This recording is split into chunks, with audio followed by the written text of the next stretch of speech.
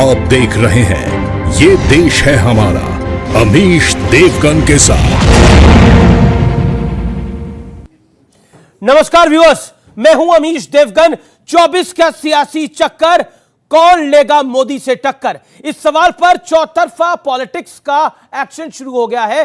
South की सियासत करने वाले केसीआर यानी चंद्रशेखर राव तेलंगाना से उठकर सीधा बिहार लैंड हुए और नीतीश बाबू के साथ राजनीतिक जुगलबंदी का दांव चलते हुए भाजपा मुक्त भारत का नारा तक दे दिया। लेकिन मोदी के सामने चेहरा कौन होगा, इस पर सियासी उठक बैठक शुरू हो गई।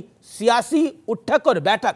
केसीआर से पूछा गया क्या वो नीतीश को पीएम उम्मीदवार मानेंगे, तो उन्होंने कहा यह सब बाद में तय होगा। इसी सवाल पर नीतीश कुमार बीच प्रेस कॉन्फ्रेंस से उठकर खड़े हो गए तो केसीआर ने कहा नीतीश जी बैठिए, मैं जवाब दे रहा हूं। लेकिन सवाल है कि विपक्ष में पीएम उम्मीदवार की लिस्ट तो लगातार लंबी हो रही है। राहुल गांधी, ममता बनर्जी, अरविंद केजरीवाल, नीतीश कुमार, और कहा तो यह भी जा रहा है कि केसीआर खुद को भी इस लिस्ट का बड़ा दावेदार मान रहे हैं। उधर राजनीति में कई सावन देख चुके दिग्गज नेता शरद राव पवार कह रहे हैं कि कॉमन मिनिमम प्रोग्राम के तहत एक साथ चुनाव लड़ने पर विचार किया जा सकता है और विपक्ष को एक साथ आना चाहिए। लेकिन सवाल है क्या पूरे विपक्ष को राहुल गांधी स्वीकार हो जाएंगे? क्या कांग्रेस को नीतीश या ममता कबूल होंगी? क्या तमाम विपक्षी दलों को अरविंद केजरीवाल कबूल होंगे? यह विपक्ष के सामने सबसे बड़ा यक्ष प्रश्न है। तो आज इसी प्रश्न पर होगी जनता, नेता और राजनीतिक विश्लेषकों के बीच सबसे बड़ा सियासी मंथन। 2024 में मोदी के सामने चेहरा कौन, आज इसी पर होगी बड़ी चर्चा। और आज पैनलिस्ट बनाम एनालिस्ट भी होगा और देश के युवाओं के साथ होगा इस देश का सबसे बड़ा संवाद।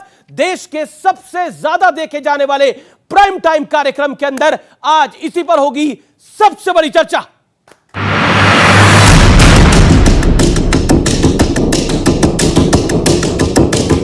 भ्रष्टाचार और भ्रष्टाचारियों को बचाने के लिए कुछ राजनीतिक दल खुलकर के सामने आ गए हैं, संगठित होने का प्रयास कर रहे हैं।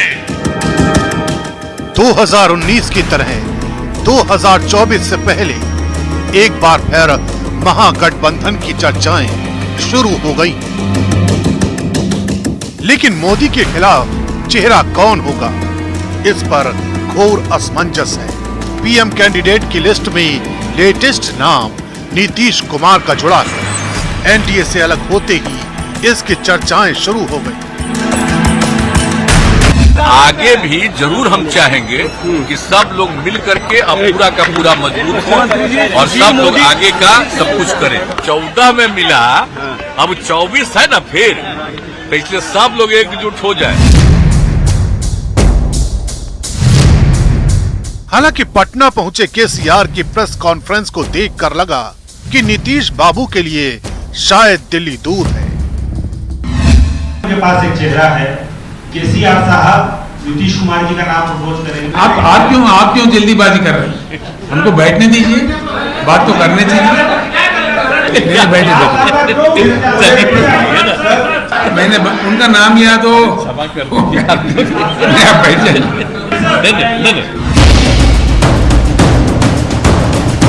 पीएम उम्मीदवारों की लिस्ट में दूसरा नाम दीदी यानी बंगाल का किला फतेह करने वाली ममता बनर्जी का।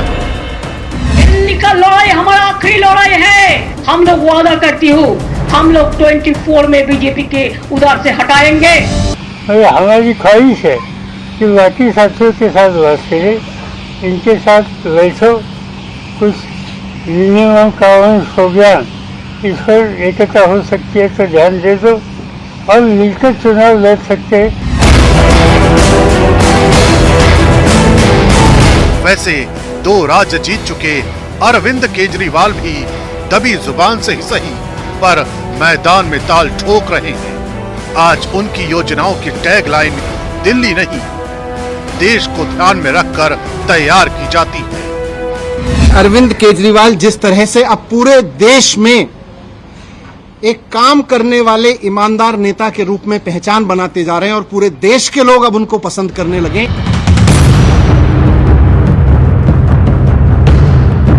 इस वक्त इस लिस्ट के पहले उम्मीदवार कुछ पिछड़ गए हैं। लगातार चुनाव हारने वाली परफॉर्मेंस और घरेलू बगावत से गांधी परिवार फिलहाल घिरा हुआ है, लेकिन परिवार के करीबियों की इच्छा किसी से नहीं छिपी है।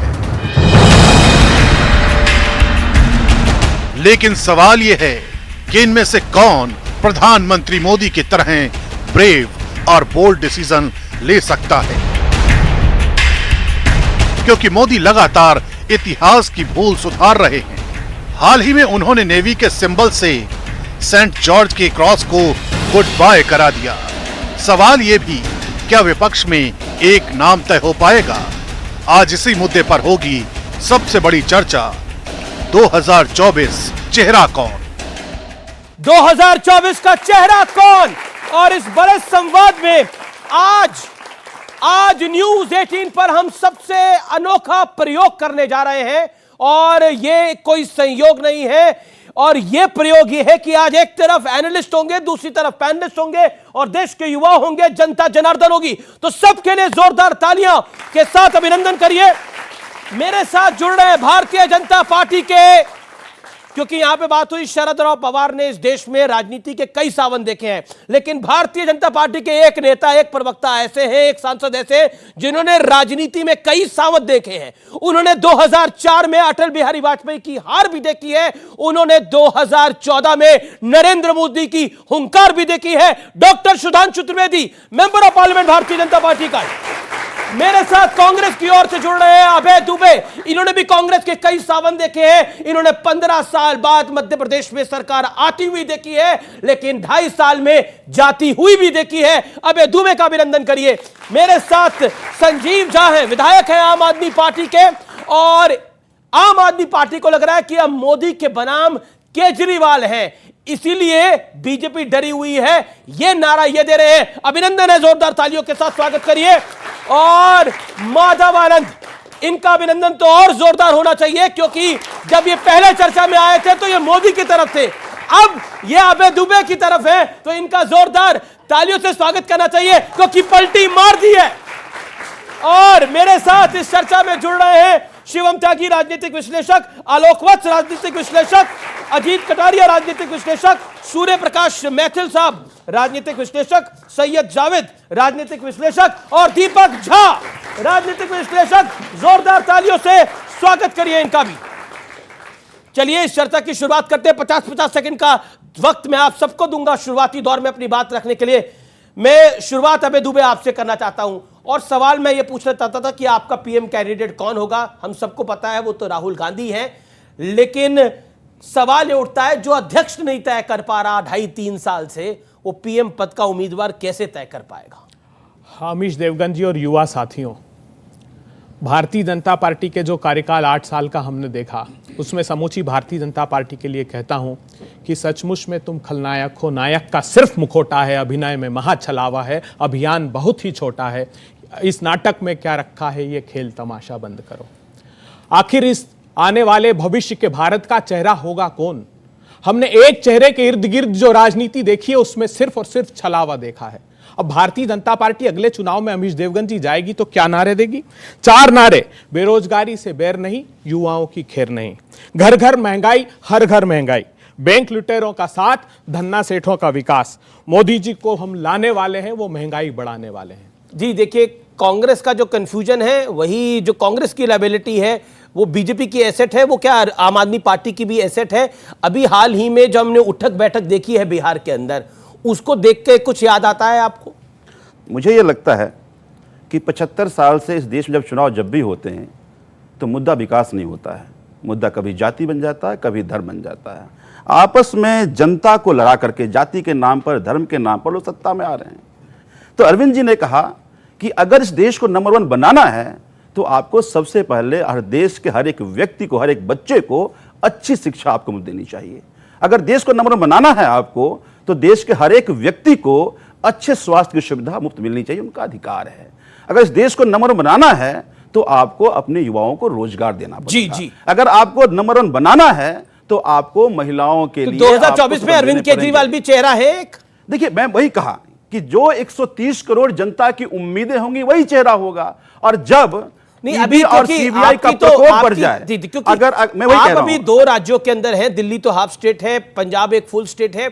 आपने अभी अपनी 5 राज्यों में कई जगह किस्मत आजमाई और उस किस्मत को आजमाने में आपकी कई जगह जमानत भी जब्त हुई, जो रियलिटी है। मैं आता हूं एक सेकंड जी देखिए, जब आप 60 सेकंड हो गए आप पे अगर ईडी या सीबीआई का प्रकोप बढ़ जाए तो समझिए आप खतरा बन रहे हैं कि भारतीय जनता पार्टी पंजाब कैसे जीत गया? अगर ईडी सीबीआई थी तो पंजाब कैसे जीत गए? पंजाब इनको जीतना चाहिए था अगर ईडी सीबीआई का प्रकोप था। जो आप जीते तो सही। नहीं, देखिए, हारे तो ईडी सीबीआई पार्टी जब घबराती है तो ईडी या सीबीआई को भेजती है, एक इंस्ट्रूमेंट्स का उपयोग करती है। जब ये आप पे आने लगे 2024 पर आते हैं। जी 2024 में ईडी और सीबीआई का सहारा है, यही ये लोग गा रहे हैं। देखिए, आपके कार्यक्रम का जो शीर्षक है, एक तरफ है जांचे परखे खरे, अजमाए हुए तपे तपाए हुए नरेंद्र मोदी जी, और दूसरी तरफ वो एक कॉमेडी सीरियल में बोलता था ना, पहचान कौन, तो दूसरी तरफ है पहचान कौन।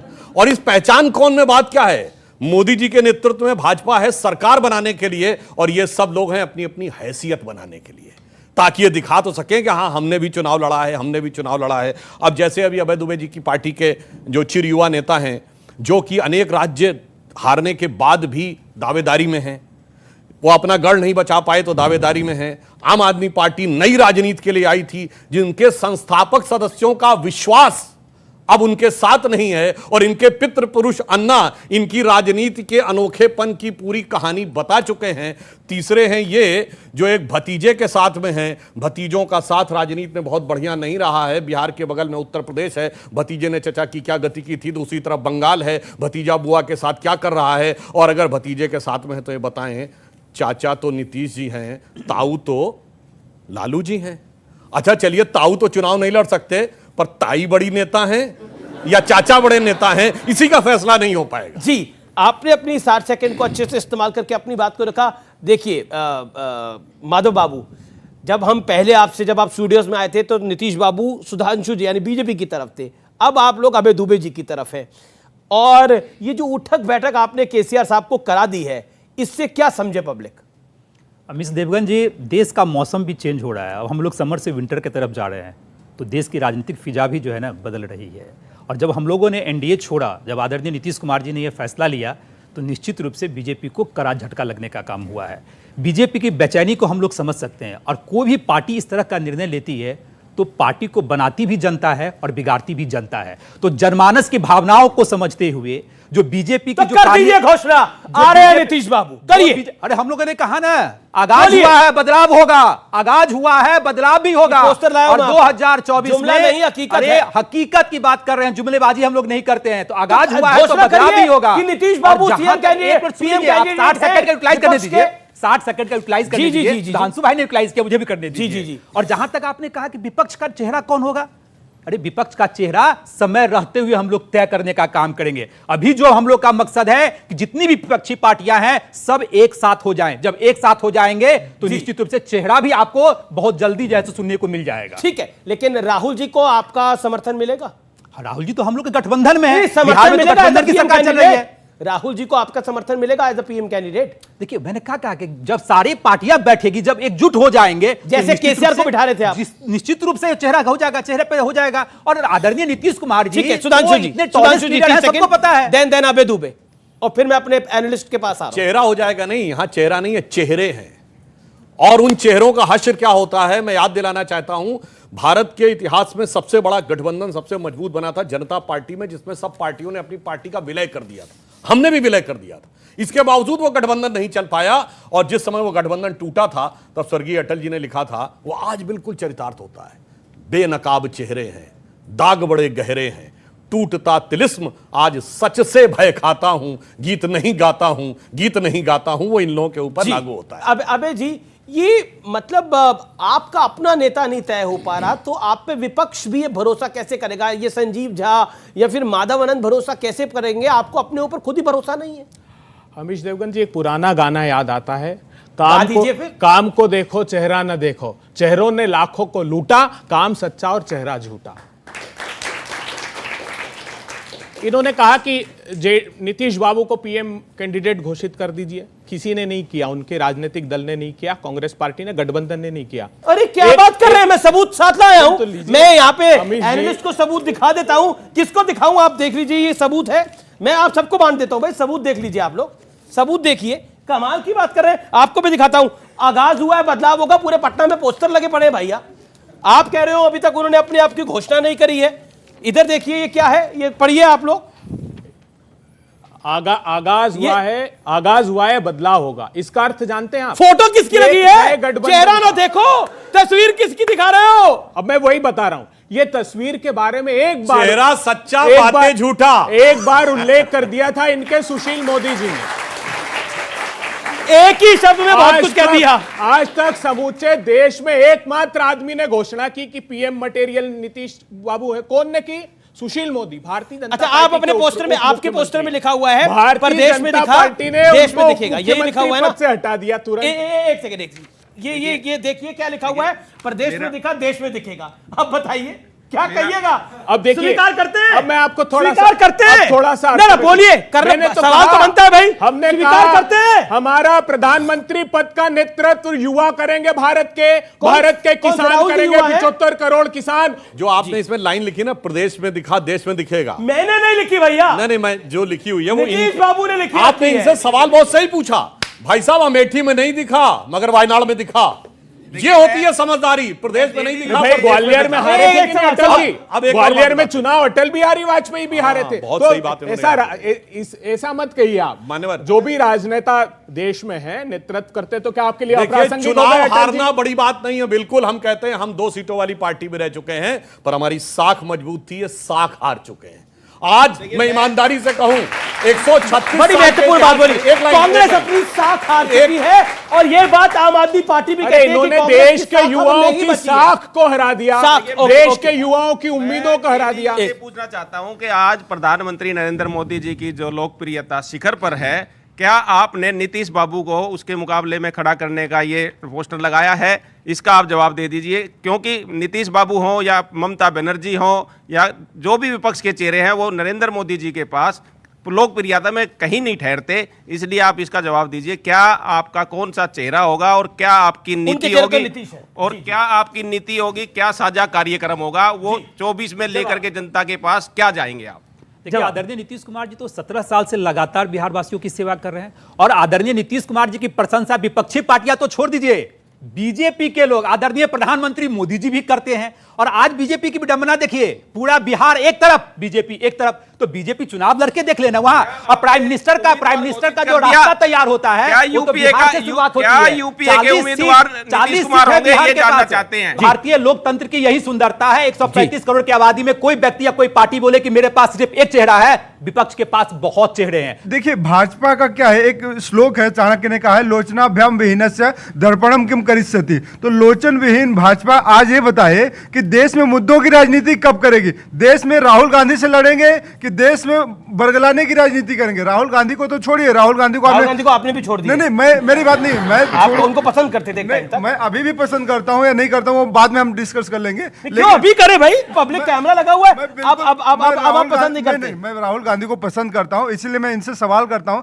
आप राहुल गांधी को पीएम देखना चाहते हैं? बिल्कुल देखना चाहता हूं, इसमें कोई दो मत नहीं है। नीतीश जी को नहीं देखना चाहते? नीतीश जी आएंगे, देखा जाएगा, लेकिन नहीं तो फिर अरविंद, अच्छा कमाल है, मैं तो सवाल पूछ रहा हूँ आप। अरे मैं तो बिल्कुल आप देखिए, आप भी आप दो पूछिए। नहीं, मैंने करे ऑप्शन नहीं दिया, कमाल की बात है।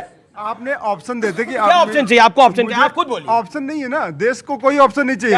ऑप्शन देखिए, ऑप्शन है भाजपा लोग दे रहे, मोदी जी की तरफ कह रहे हैं ऑप्शन पे। तो मैं वही तो कह रहा हूँ कि मोदी जी ने देश को बरगला दिया इतने ज्यादा। मैं कहता हूँ मुद्दों की राजनीति कब करेंगे? मैं कह रहा हूँ आप से लड़ना बंद करिए, और आप बताइए कि 2022 में किसानों की आय दुगनी कर दिया क्या, महंगाई कम कर दिया क्या? क्या एक मिनट सर, क्या इनको नहीं पता था पहले की जीडीपी पे फर्क पड़ता है और राज्य के देश की? अब आप डिरेल हो रहे हैं, नहीं सवाल सवाल सवाल सवाल सवाल सवाल इस युवा को बरगला रहे हैं। नहीं अब देख, आपको लगता है ये युवा बेवकूफ बनने वाला है? आपको लग रहा है? आपको लग रहा है ये है? 2 बार बन गए, लीजिए 2 बार बन लीजिए, 2 बार बन गए। ओ अच्छा, मैं एक बात बताऊं, इन्होंने बड़ी अच्छी बात कही। इन्होंने कह रहे हैं कि 2 बार बेवकूफ बन गए देश के युवा। मैं भी बता रहा हूं, इन्होंने वाक्य की शुरुआत की एक संस्कृत का वाक्य बोला, लोचनाभ्याम विहीनस्य दर्पणम किम करिष्यति। पूरा श्लोक जानते क्या है? यस्य नास्ति स्वयं प्रज्ञा शास्त्रम तस्य करोति किम लोचनाभ्याम विहीनस्य दर्पणम किम करिष्यति। इसका अर्थ होता है जिसके पास अपनी बुद्धि ना हो, यस्य नास्ति स्वयं प्रज्ञा, उसको शास्त्र कितना भी पढ़ा दीजिए। इन्होंने बोला कि 2 बारी से इन्होंने बेवकूफ बना दिया देश के युवाओं का, देश के लोगों को। मैं ये जानना चाहता हूं ये क्यों कांग्रेस लगातार बोलती है? क्योंकि अभय जी ने भी बोला, देखिए इन्होंने लगातार लोगों को झूठ बोला है, बरगलाया है, गलत बातें करी हैं।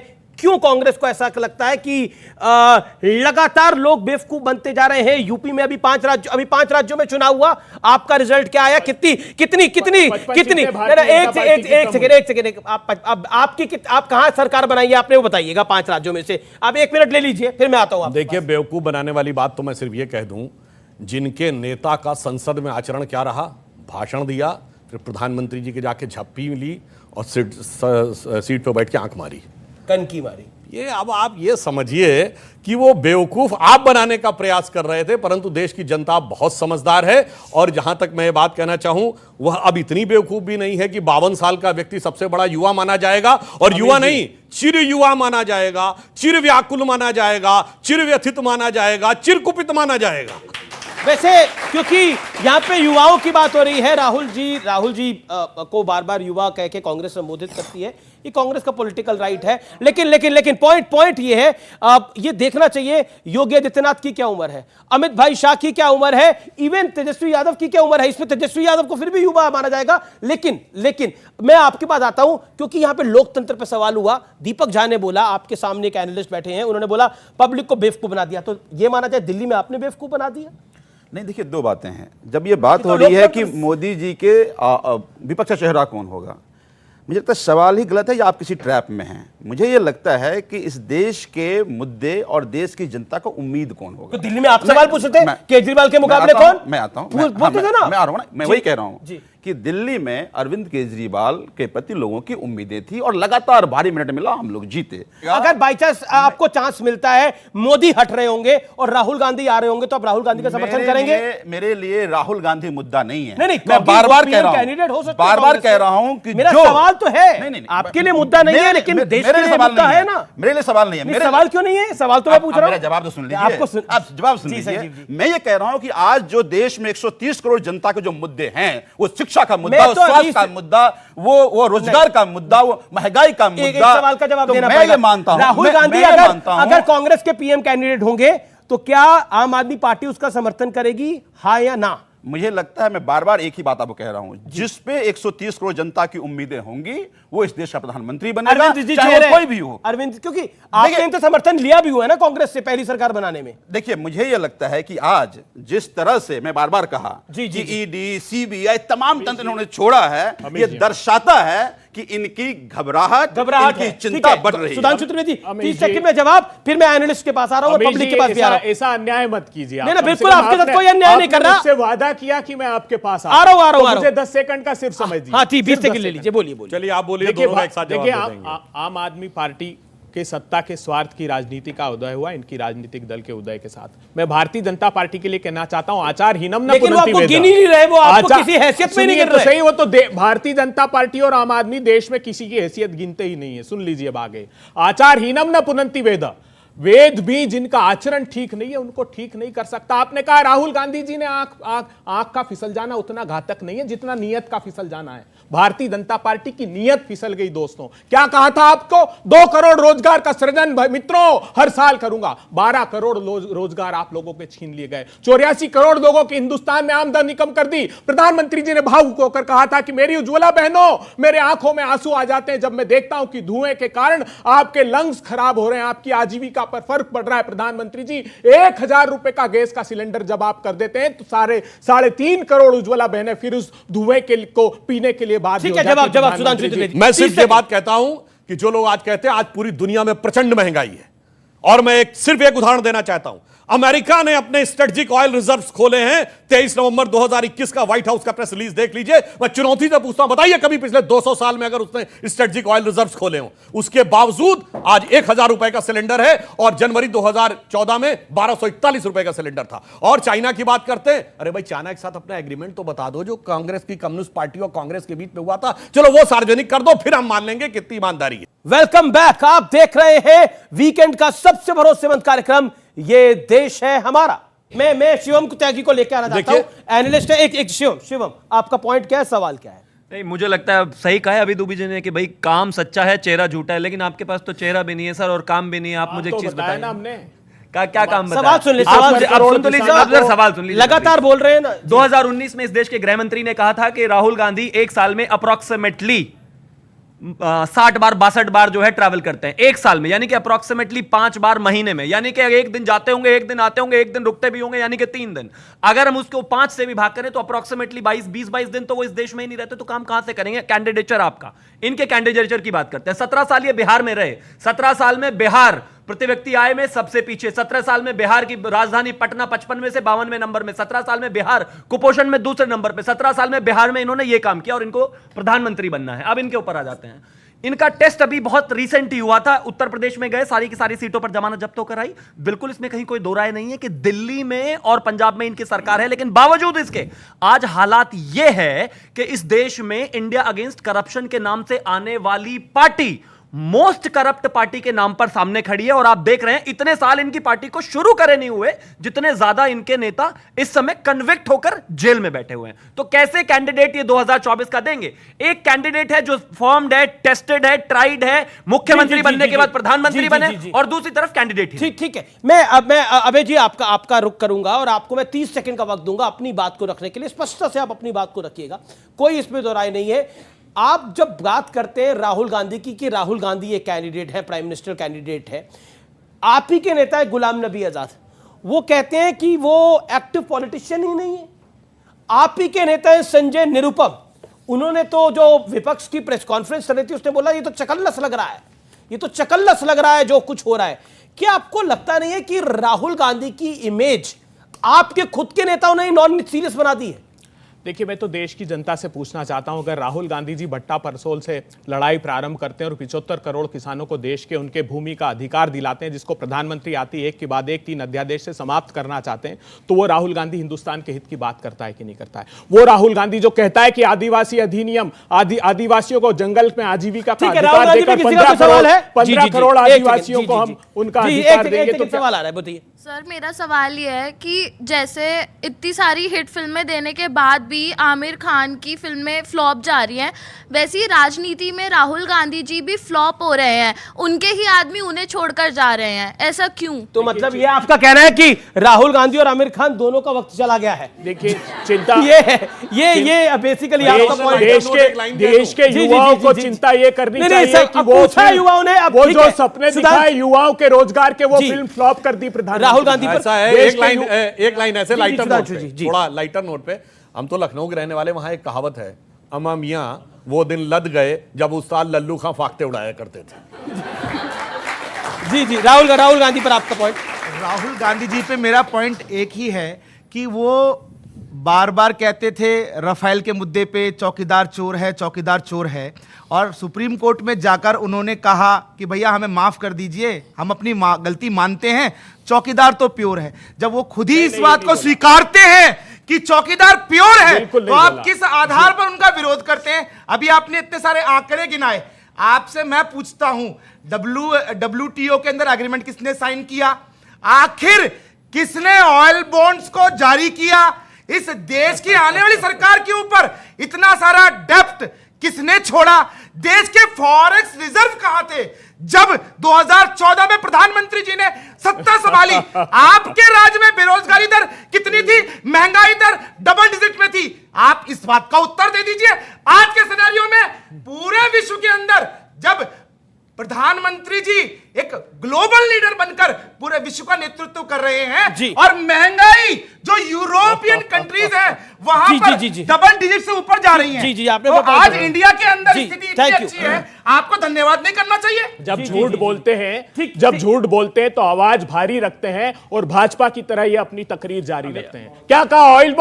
ऑयल बॉन्ड्स का टोटल 10 सालों में 1,40,000 करोड़ रुपए था, जो कि 9,000 करोड़ रुपए पर एनम सिर्फ चुकाना पड़ रहा है। और अर्जित कितने कर लिए? 27 लाख करोड़ रुपए। इन्होंने कहा था इंटरनेशनल मार्केट में क्रूड ऑयल के प्राइस कम होंगे तो हम आपको सीधा उसका फायदा आमिर खान वाली और राहुल गांधी वाली बात का जवाब दीजिए। मैंने कहा ना, हिंदुस्तान के किसानों की पिक्चर प्रधानमंत्री जी ने फ्लॉप कर दी, युवाओं की पिक्चर फ्लॉप कर दी। इस देश में जो पैसे लूट उनकी पिक्चर हिट हुई है। जी देखिए, एनडीए का चेहरा जो है वो नरेंद्र मोदी है, यूपीए का चेहरा जो है वो कांग्रेस उसको नेतृत्व करती है। तो अगर तो राहुल गांधी को चेहरा मानते हैं आप? नहीं, देखिए, एनडीए और यूपीए 2 गठबंधन है इस चीज के अंदर। किसको चेहरा मानते हैं? दूसरा तो चेहरा मान रहे हैं। सर सुनिए, यहाँ किसको चेहरा मान रहे हैं? गठबंधन तो 2 है, तीसरा अलायंस बन रहा है। अगर नीतीश कुमार जी अगर चेहरा होते हैं जो आपके साथ इतने साल तक गठबंधन रहे और एनडीए के जितने घटक हैं इसी घमंड के साथ आपको छोड़ते हुए चले जा रहे हैं, चाहे अकाली दल हो गए, चाहे शिवसेना हो गई, और चाहे आपका नीतीश कुमार के पास वो अनुभव। शिवसेना को तो वापस ले लिया इन्होंने। नहीं, शिवसेना अभी वो है या नहीं वो तो बाद में देखेंगे। नीतीश कुमार के पास वो अनुभव है जो अटल बिहारी वाजपेयी के साथ जो है, जो अटल बिहारी एनालिस्ट हैं। एक मेरे सवाल का जवाब दे दीजिए। अगर मैं आपको एक चॉइस देता हूँ, चॉइस मैं देता हूँ, आप बिल्कुल मैं जवाब देता हूँ इनका। मुझे कंप्लीट करने दीजिए। आपका नेतृत्व जो है अटल बिहारी वाजपेयी जी के साथ रहा हुआ है, जिनको तजुर्बा है सेंटर में भी सरकार चलाने का और प्रदेश में भी सरकार चलाने का। तो नीतीश कुमार क्यों नहीं और उनके चेहरे पर आपत्ति क्यों?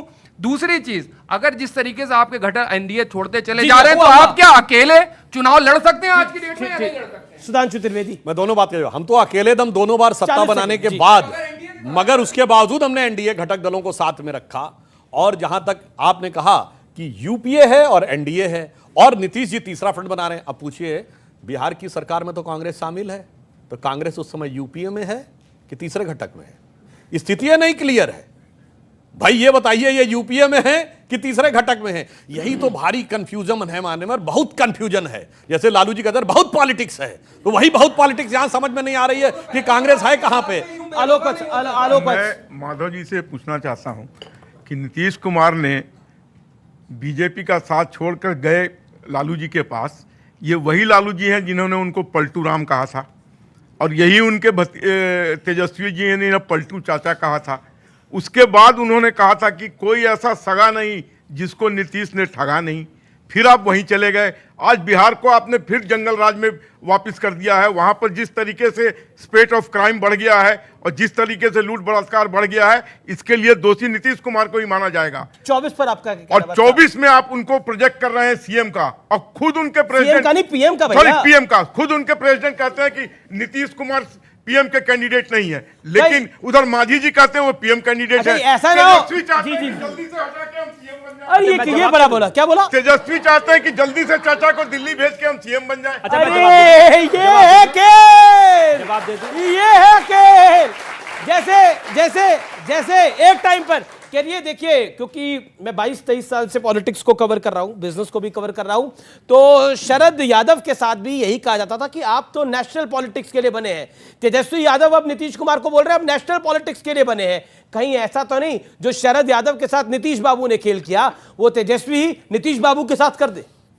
अब मैं जवाब समझ पूरा गए माधव, जवाब दे दूं? मुस्कुरा भी रहे हैं। मैं मुस्कुराता हूं, मैं जवाब देता हूं।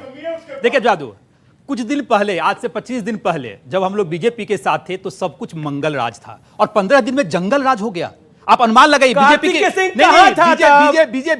बौखलाहट को देखिए आप। आज 15-20 दिन में जंगल राज हो गया। यही प्रधानमंत्री जी 1 महीना पहले विधानसभा के जैसे प्रांगण में आदरणीय नीतीश कुमार जी की प्रशंसा करते शुभम त्यागी जी, थोड़ा सा वीडियो निकाल के देखिएगा कि आदरणीय प्रधानमंत्री जी विकास की कितनी बातें कर रहे हैं। शायद आप भूल गए होंगे, और आप दोनों से सवाल है मेरा। तेज प्रताप यादव की ऑफिशियल मीटिंग में दामाद जी क्या कर रहे थे? अरे आप सुन तो क्या कर रहे थे? सुन तो लीजिए। मंगल राज था या जंगल राज था? बोलिए। अरे इन्हीं के मंत्री जो नीतीश जी के कैबिनेट में क्या कर रहे थे? पूरे परिवार लोग सचिवालय में थे। नितिन नवीन की बात मैं कर रहा हूं, छोड़िए ना उसके बाद। क्यों बात मुद्दे पे आइए ना। ऑफिशियल मीटिंग में दामाद जी बैठेंगे? अरे मुद्दे पे ऐसा होता है कहीं क्या? मैं तो उदाहरण दिया ना। सुधांशु जी ये बताइए, आपकी पार्टी एक भी मुसलमान को टिकट क्यों नहीं देती, चाहे प्रदेश के अंदर हो गई चाहे केंद्र के अंदर हो गई? आज केंद्र के अंदर अगर आप सेकुलरिज्म को अगर बातें कहते हैं, बुरी भली बातें कहते हैं आप सेकुलरिज्म को, आज हिंदुस्तान का जो कॉन्स्टिट्यूशन के ऊपर जिसके ऊपर ओथ ली जाती है वो भी सेकुलर है।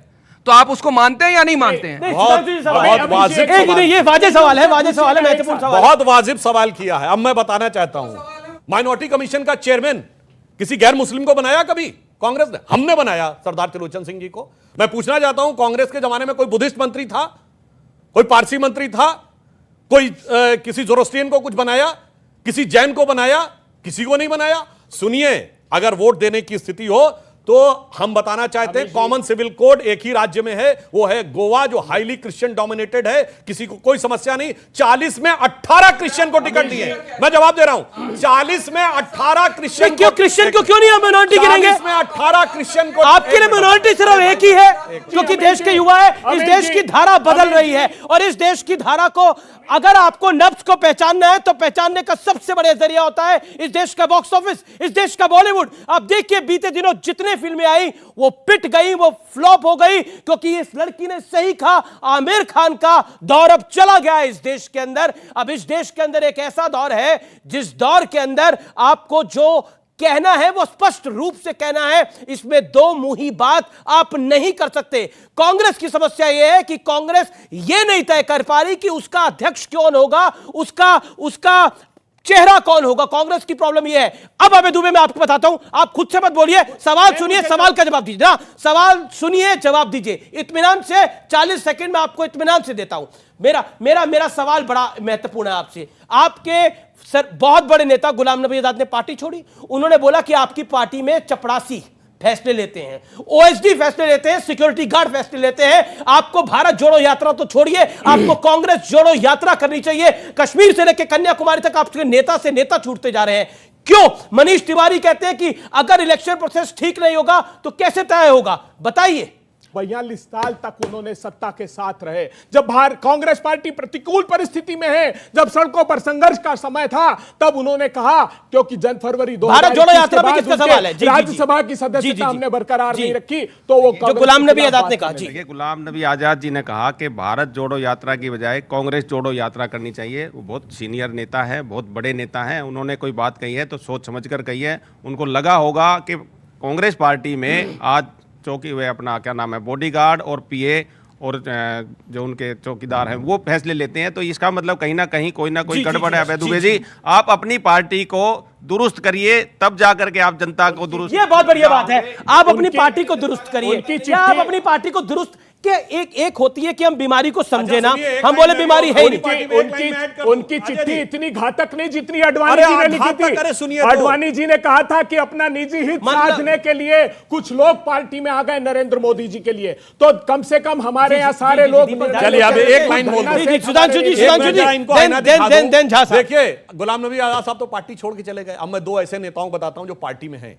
AK एंटोनी साहब 2014 की पराजय के बाद उन्होंने रिपोर्ट बनाई, कांग्रेस की हार के कारणों में लिखा कि कांग्रेस एक समुदाय यानी मुस्लिमों के साथ ज्यादा आइडेंटिफाई हो गई, ये हार का कारण था, ये AK एंटोनी ने कहा। और अभी आपके नेता प्रमोद कृष्णम ने यह कहा कि कांग्रेस में कुछ ऐसे लोग हैं जिनको हिंदू नाम से नफरत है। करिए कार्रवाई।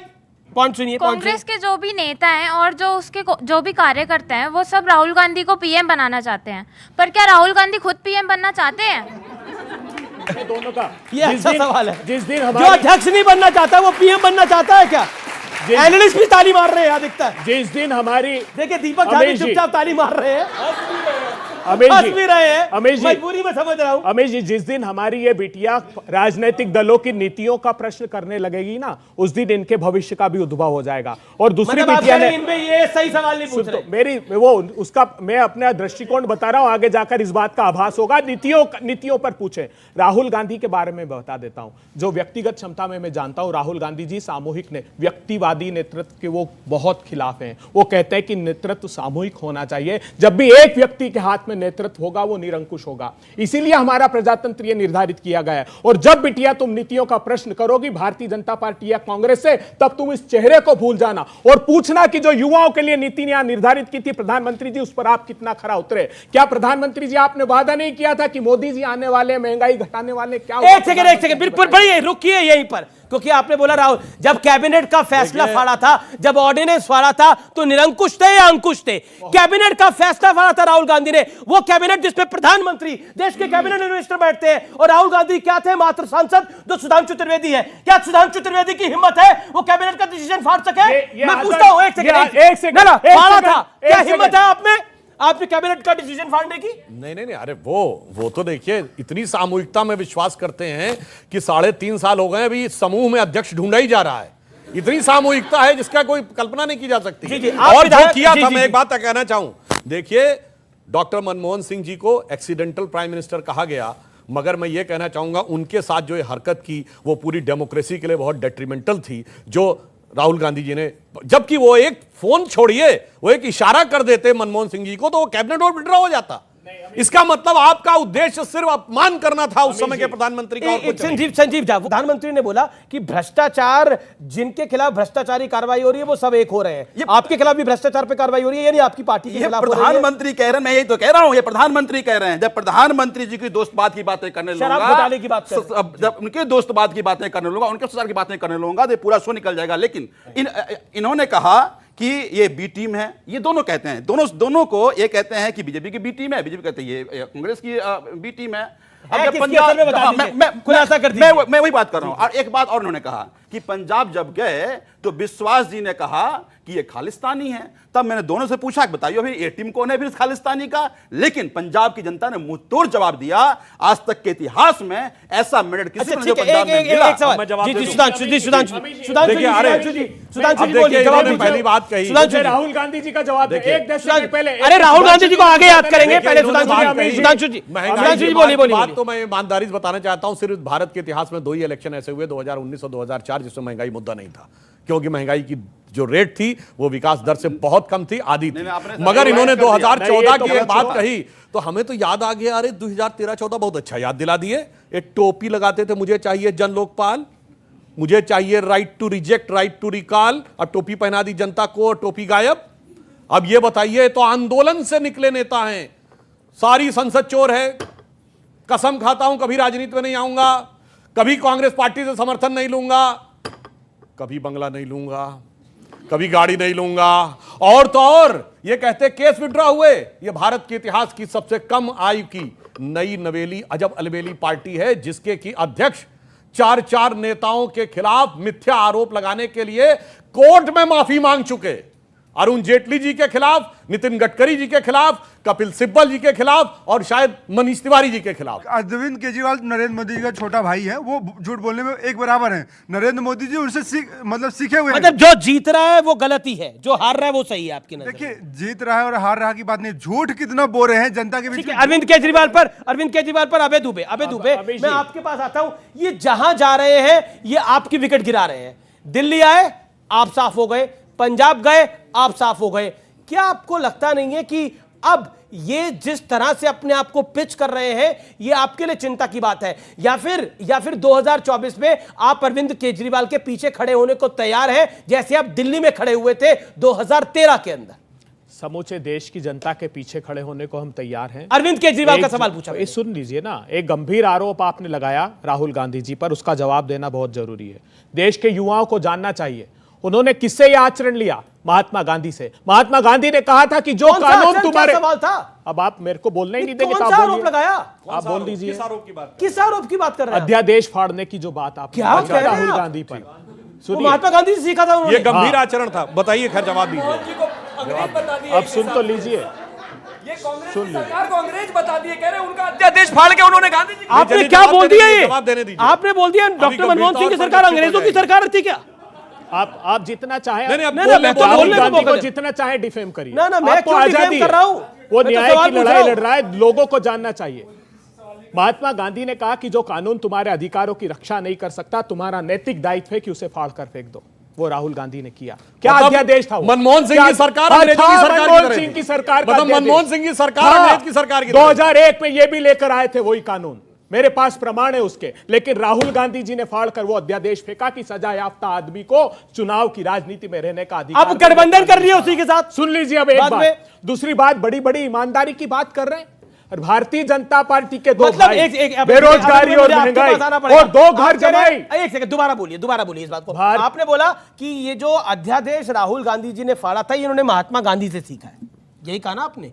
महात्मा बिल्कुल। देखिए, आप चाहे जितनी हंसी उड़ा लीजिए, भारतीय जनता पार्टी तो कुछ धन्ना सेठों के लिए, सुनिए ना मेरी बात, धन्ना सेठों को सारी भारतीय जनता पार्टी नहीं, महात्मा गांधी ने सिखाया राहुल जी को। गांधी ने कब अध्यादेश फाड़ा? महात्मा गांधी ने, आप जाइएगा अगर वे भी साबरमती जाएंगे ना, जिसको नरेंद्र मोदी जी छद्म रूप से करोड़ों रुपए लगाकर राहुल गांधी जी और महात्मा गांधी जाइए, वहां पर एक तख्ती लगी हुई है, जब द्वार पर जाएंगे तो वहां लिखा हुआ है कि जो कानून तुम्हारे अधिकारों की रक्षा नहीं कर सकता, महात्मा गांधी जी ने सिखाया राहुल जी को अध्यादेश फाड़ने के लिए। अब सुनिए दूसरी बड़ी बात, क्या छुपाया जा रहा है जानते हैं आप लोगों से? महात्मा गांधी जी ने सिखाया। मुझे बोलने का अधिकार मौका दे रहा हूं आपको सर, आप ही की बात कितनी बार हाँ हाँ हाँ हाँ हाँ अमीश देवगन जी।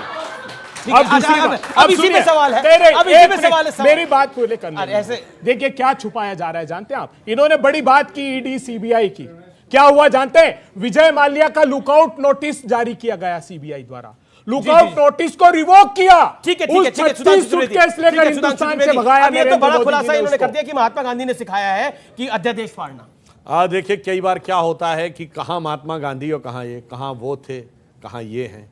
अब जब ये गांधी जी से इस प्रकार की प्रेरणा लेना शुरू करते हैं, भाई कोई बताए कभी गांधी जी ने कोई अध्यादेश फाड़ा? और चलिए अगर हम मान भी ले, वो तो अंग्रेजों की सरकार खिलाफ लड़ रहे थे, ये तो आपकी सरकार थी जिसके बारे में कहा जाता था, मैं किसी के प्रति अवमानना नहीं करना चाहता, जो रोबोट के हिसाब से चलने वाली सरकार थी, आपकी माता जी के आदेश पे चलने वाली सरकार थी। और ये सरकार कैसी थी? ज्यादातर समय सुधांशु त्रिवेदी जी को दिया है, पूरी तो बात सबसे ज्यादा। अगर मैं हिंदुस्तान के संसाधनों की लूट की बात करता हूं तो अमीश देवगन जी तुरंत सुधांशु त्रिवेदी जी के पास चले जाते हैं। बताइए ना, 5,35,000 विजय माल्या, बताइए इंसॉल्वेंसी बैंक करप्शन कोर्ट में क्या हो रहा है हिंदुस्तान को बताइए। 95% का हेयर कट, ये हर्ष गोयल, ठीक है आपने बोल लिया, देखिए अबे दुबे ये विक्टिम कार्ड खेलना बंद करिए। आपकी राय में तो हर अभी विक्टिम कार्ड खेलना बंद करिए, विक्टिम कार्ड मत खेलिए। 300 करोड़ रुपए में विजय माल्या ने 10 करोड़ रुपए का विजय माल्या ने किस प्रधानमंत्री को